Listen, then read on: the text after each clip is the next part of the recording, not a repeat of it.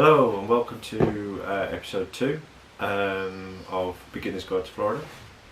So today we're going to go through some planning tips to help you decide where to stay, what parks to go to, and the weather, etc.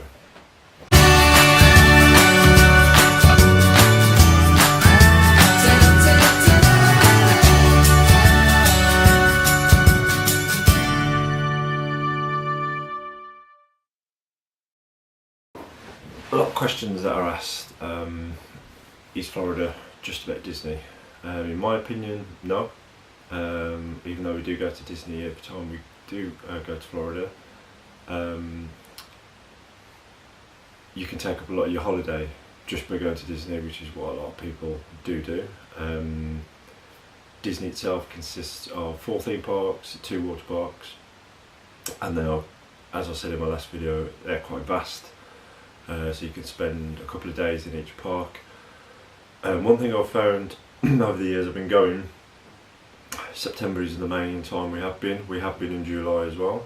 There doesn't seem to be a quiet time at Disney at the moment, mainly because of all the construction that's going on in all the parks, especially Hollywood Studios. I mean, there, for example, there are only 4 rides operational because of all the works, but Toy Story Land is due to open end of May, beginning of June is the rumours, so that should take up a lot of the park queue times and things. And then you've got Animal Kingdom, which has just opened Pandora. Obviously that's new as well, so the new rides there, the queues are quite heavy. 4 hours I think it gets up to for flights of passage. We tried to get early entry, well we did get early entry into the park, and when we got there every single ride was shut, which was a bit of a drag because that's the day that we'd planned in to go there. The other 2 parks, Magic Kingdom obviously, I've recently been following vlogs and blogs, and that has hit capacity for attendance quite a few times since we've come back over the Thanksgiving, Christmas, and even the January period when they do the marathon. But there's always big crowds at Magic Kingdom, mainly because kids of all ages can go on pretty much all the rides. And the other one is Epcot. Not very ride heavy there, but there are still busy park, and you've got around the world with the food and wine stuff, which we'll go through all of these in more detail in another video. And then also with the Disney, you've got your 2 water parks, Typhoon Lagoon and Blizzard Beach. In our opinion, we prefer Typhoon Lagoon, as we just think it's a better laid out theme park, and we like the theming of the tropical storm and stuff. So what else is there apart from Disney? Well, you've obviously got Universal Studios, which is tagged onto Islands of Adventure. They've got their new water park now, which is Volcano Bay. A lot of rumours about Volcano Bay in terms of it's not worth the money, the queues are terrible, the rides break down, blah blah blah. We went there to go once and we loved it. We had no problems with any of that. There was loads of spaces to get sunbeds, the lockers were fantastic, the food was brilliant. I mean, for theme park food, I have to say that was probably the best out of all the theme parks that we went to on holiday last year, and quite reasonably priced as well, and the meals were actually huge. So we went actually 3 or 4 times in that trip, which was good. So sticking with the Universal theme, you can buy passes. It's called, I think it's called an Orlando. I'll have to find that out in one of my other videos. But basically you can buy Universal Studios, Islands of Adventure, Volcano Bay, SeaWorld, Busch Gardens and Aquatica. So you can tag that all into one ticket. On top of that you've got Legoland, which is a new park which is a few years old. That's a bit of a drive out, a bit like Busch Gardens in Tampa. So it's not like in the local vicinity of your Universal, SeaWorld and Disney, that's a drive out, so you need to plan a day for that if you decide to go to Legoland. Kennedy Space Station, which is obviously a drive out as well. And then you've got the beaches, Clearwater on the west coast, and then Daytona on the east coast if you want to go to some of the beaches, or if you carry on going south, you've got the Keys as well, and then Miami also. Away from theme parks, you've got the Gatorland. Some people are about Gatorland. You could do it in the morning, maybe a couple of hours. We haven't been for quite a long time, but we enjoyed it when we were there. A lot of airboat rides as well. There's loads of airboat rides that you can get around. With the airboat rides, all I say is it's hit and miss, whether you'll see anything at all. We've done 3, and I think on one of them is the only time we've saw alligators, raccoons, and other wildlife. One of them, I think it was Boggy Creek, was the first one we went on, and we saw nothing. The guys thought, I think he said there's an alligator over there. It was just a bit of wood. But the airboats are fun, if anything. But again, they're hit and miss. So there's plenty to do away from theme parks. On top of that, but I just wanted to, for planning purposes, it gives you an idea of what there is to do, and you've got 14 days to do it. So if you're planning, have a think about how many theme parks you want to do. If it's theme park heavy, always plan like 4 days, a day off, 4 days and a day off. Try and do it like that. Or if you're having your day off, I call them days off, is your water parks, because you can just relax rather than walking around the theme parks all day. But we'll go through that in another guide where I'll show you the planners that I use. So, when's the best time to go? Well, we prefer to go in September time. Well, we've all gone in September time because we love Halloween and we love fall. We love all the pumpkin stuff, and all the Halloween bits that you've got going. And we love Halloween Horror Nights, which is always in September, and Mickey's Not So Scary Halloween Party. So that was our preferred date. We have been in July.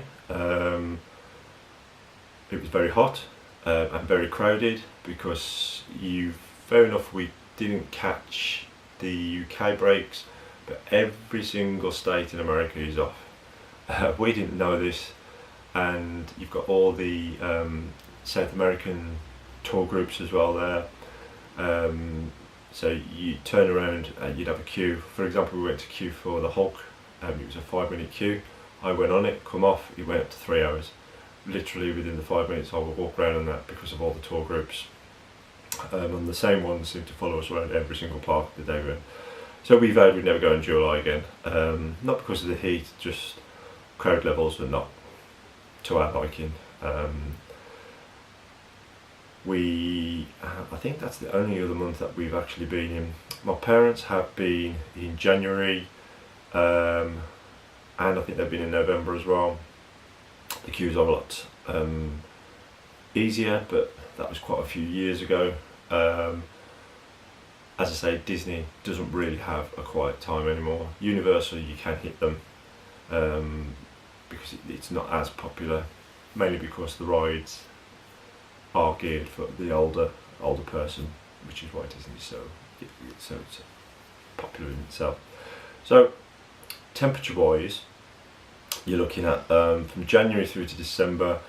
It's always hot in Florida, mainly because of the humidity. I think there was a cold snap this year where there's actually snow in Florida, which is very unheard of.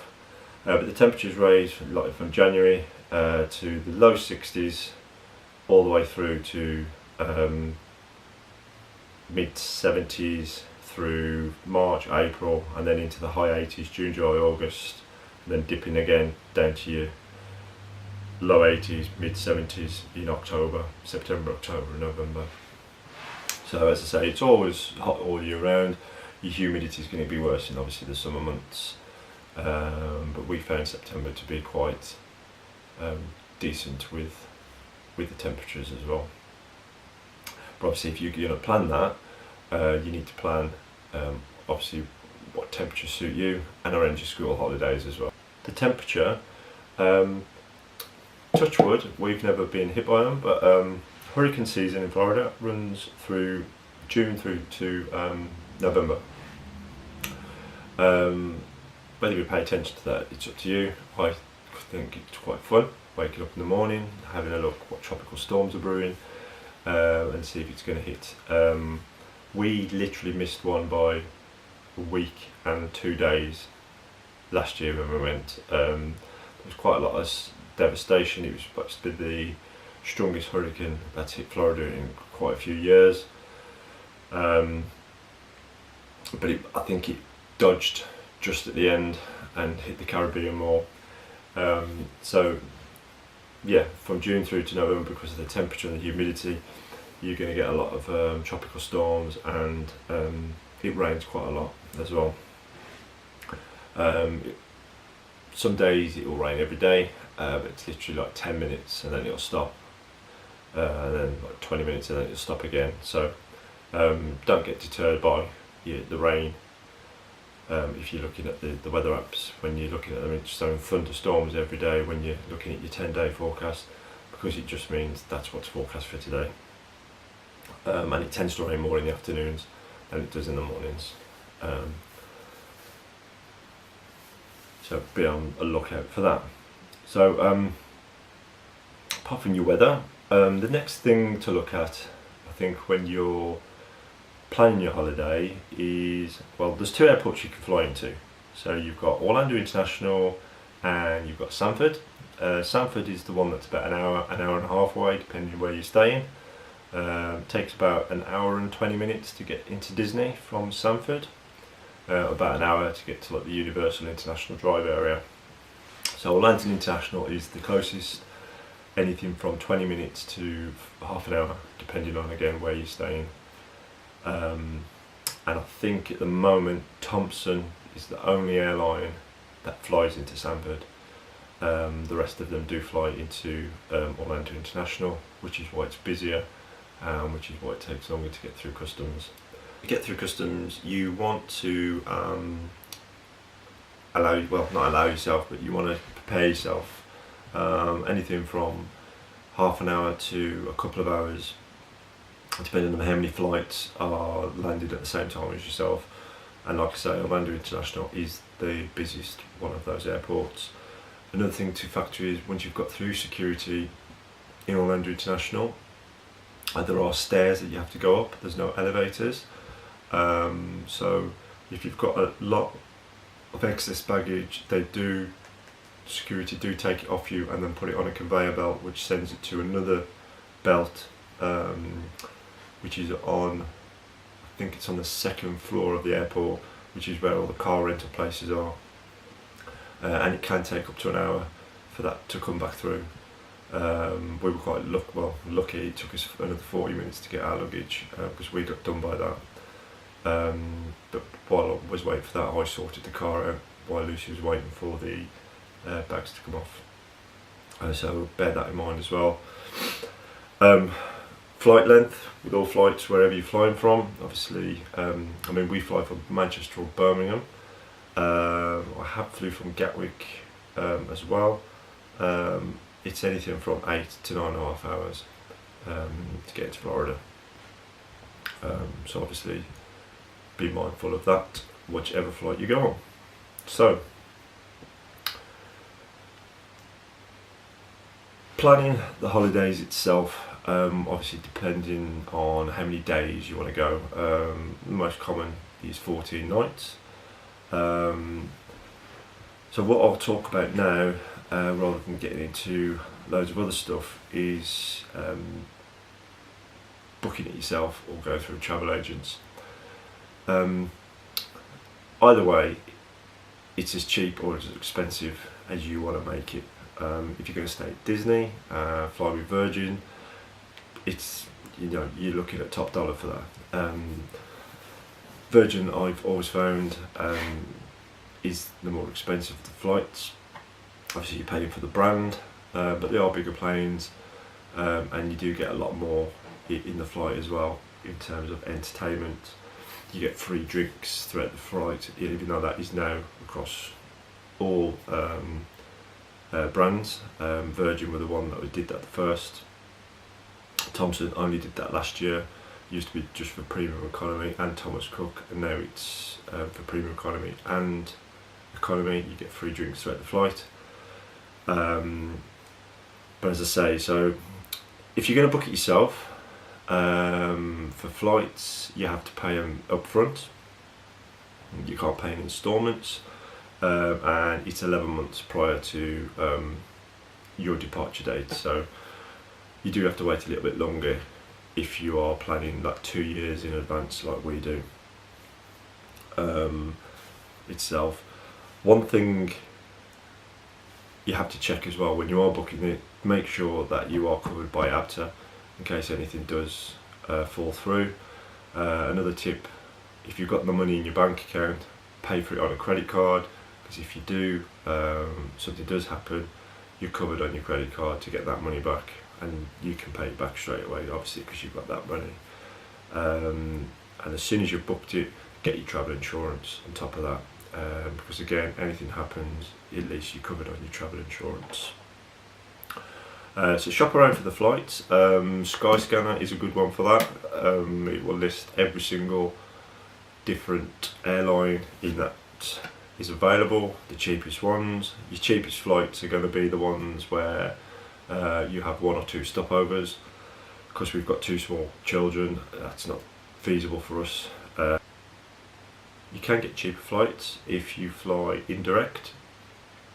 A lot of flights that do this, I think they fly into France, Germany and Ireland, and then some let them States of America as well, like Philly and New York, and then they carry on to Orlando. So there's loads of different flights. Air France is a particularly good one for cheap flights, and Norwegian Airlines, I believe, are a good flight, but they do fly indirect. I think they only fly from Gatwick as well, but check that. So flight prices change throughout the year, daily sometimes, so if you are adamant on getting that really cheap deal, you've got to check that every single day just to see what the flight prices are.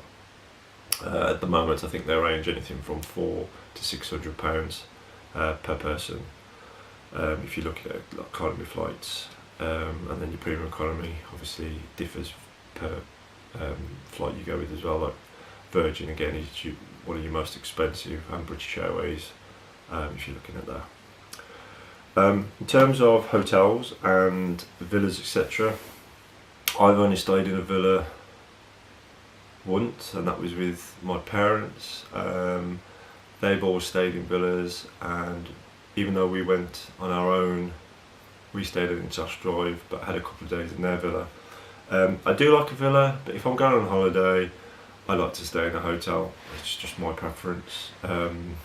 If I wanted home comforts, I'd stay at home. I want to get away from home comforts. I don't want to sit in watching TV.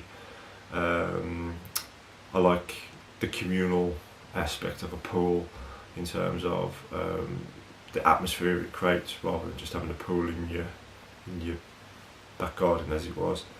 But I found booking a villa through a travel agent doesn't seem to be any more expensive than if you was having a hotel. If you're in private, you're going to get it cheaper because they'll do it by the week, and obviously if there's 10 of you going, you can split that cost, so it will be a lot cheaper. But then you've got to add your car on top of that as well, and booking cars I've found are more expensive booking them singularly, because you have to put all your add-ons on. So you've got to add your sat nav, if you want to sat nav, your car seats, additional drivers and fuel as such. I found that was probably the most expensive at booking on your own. The best one for car hire, where you get everything included, it does look expensive, but once you've tot up what you've got, Virgin do the best car hire, I think, package out of all of them, which we found. Shopping around, you can also get good deals through your travel agents. You've just got to be a bit savvy about it. So go online, do your quotes from all the different sites, so Thomson, Thomas Cook, Virgin, get quotes from Ocean Florida, Travel City Direct I think is another one you can get quotes for. So get all those quotes, see what's the cheapest, compare them against each other, go into a travel agent, say look, this is what I've got. They do tend to price match if it's live on the site, so you can still get yourself a good deal by doing it that way. It's just about doing your research to see what you can get. Well, that's what we found anyway. Personally, I do like booking it through a travel agent because you can do it all in one go, and we find it better to know we've got something booked. It gives us that better incentive to start saving for it then once we know it's booked. And the prices are probably not that much different anyway. So again, when you're planning, if you are planning on staying on Disney, and this is the first time we're going to be staying on Disney property, which we are really looking forward to. It was only because it was an extraordinary deal that we got that we booked the Disney one. It wasn't something that we planned to. But since then we've done more research on Disney itself, and this is one thing where we have probably fallen down on. They change their deals through April and I think it's September, where if you're booking around that time you can get your Disney dining where it's included, which is only the lowest Disney dining plan that's included. If you want to upgrade it, it is an additional cost, I believe. And then they do other stuff like additional days for free, rather. So if you go for 14 days, you're only paying for 10, sort of thing. So there are different deals that Disney do throughout, but that's only obviously specifically for Disney property. When you're looking at that as well, also look at the different deals that the different hotels do with the different travel agents. Because Point Orlando International Drive, the Rosen Inn Point Orlando International Drive, they offer different deals with different travel companies. If you stop with Thomson, you get breakfast included. If you do it with Thomas Cook, there's no breakfast included and there's no option to add that. With Virgin, it isn't included, but you can add it on as an extra. I think it's 25. I think it was £25 or something like that per day to add that on, and children do it free on there. So do check that when you're looking at the different features of the hotel, of what's included with each one, because even though the deals might be different in the prices, you might be getting extras included in the different hotels as well. So my advice with the planning is research. You've got to do your research. Where to stay? Again, there's different areas. Our favourite is International Drive. It's one of the cheapest areas for the hotels, and there's thousands of them. You can stay at the top by Universal Studios, all the way down to the other end by SeaWorld. The one that we usually stand is the Rosen Inn Point Orlando. That is smack bang in the middle. Over the road from there you've got Wonderworks, and you've got Point Orlando, which is a shopping complex, a very small shopping complex with a lot of restaurants, and there's restaurants dotted all over the place. Literally a 5-minute walk down the road from there you've also got I360 I think it's called, where you've got the London Eye, I keep calling it, I always call it London Eye, the Orlando Eye, it's got Madame Tussauds and Sea Life Centre, and then there's a lot of restaurants around there, a lot of new restaurants that we haven't tried before that we really like, but I'll go through the restaurants in a different video. Other areas, obviously your Disney. If you want to stay close to Disney, Kissimmee is the best area, and Lake Buena Vista.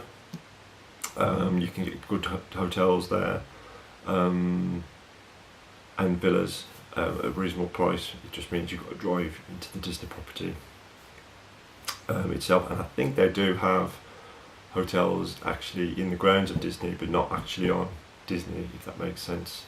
Because Disney's, you go through the gates when you get to Kissimmee, it says welcome to Disney World, but you're not actually in Disney World. It's just a massive motorway system that goes around the parks itself. So do have a look. So yeah, you're planning for your hotels. If you're a first timer and you want to keep it cheap, definitely go for International Drive. If you want to splash out a bit, the 3 different moderations of hotel on Disney property. You've got your basic, your moderate and your deluxe, and then on Universal you've got your same ones, your basic ones, your moderate and then your deluxe. Only the deluxe ones include the fast passes to the rides, so make sure you keep an eye out for that as well. But we'll go through hotels in a separate one because there's so much to talk about.